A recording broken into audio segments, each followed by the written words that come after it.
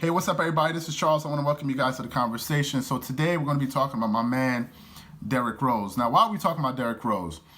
Reason is, I know all of you out there, sports fans, know that Jay Cutler from the Indianapolis Colts recently decided that he wanted to retire at the age of 29 because he said he couldn't enjoy the sport anymore because he was always injured, and it just robbed him of the passion of playing football, where he's always injured and he didn't, he's been going through a lot of tough things with his body throughout his career.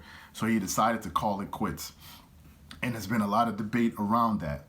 And it had me thinking about somebody, a really great player that had a lot of promise in the NBA, and Derrick Rose. Okay.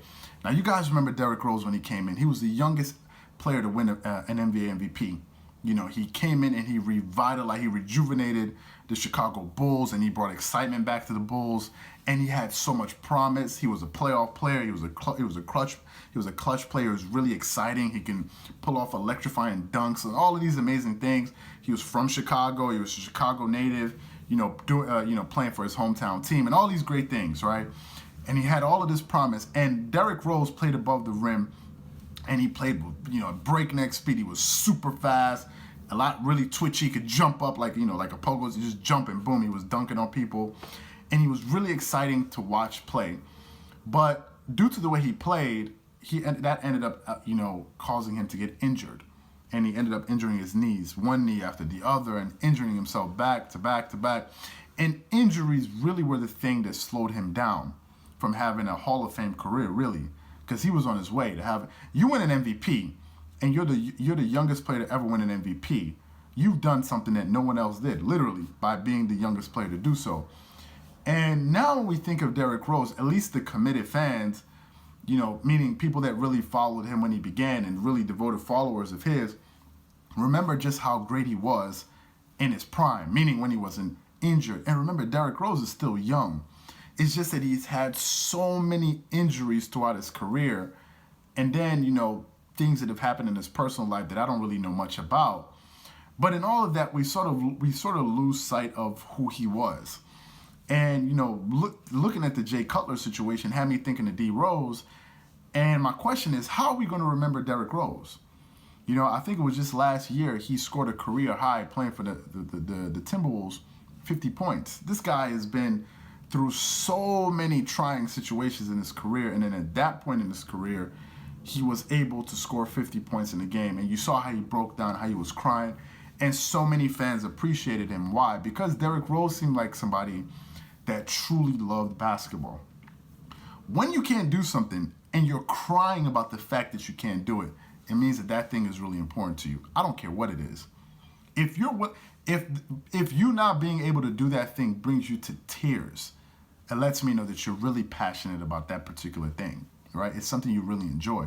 These guys aren't playing for money. I mean, you already made your money. You have 100 million, 200 million. Yes. I mean, you can buy the same things a guy that has $100 million has with $200 million. You can get any car. You can go to any restaurant. You can charter any jet. I mean, so at that point, it's not even about the money. It's not like, oh, man, I wish I could. It's not even about that. I think it's about the love of the game. And I think that Derrick Rose is somebody that truly loved the game of basketball. Truly. You can see it. That's why he was crying. When you injure yourself so many times, there are a lot of players who get injured in basketball and they don't come back. They're like, man, I don't want to climb that hill. I don't want to go through that again.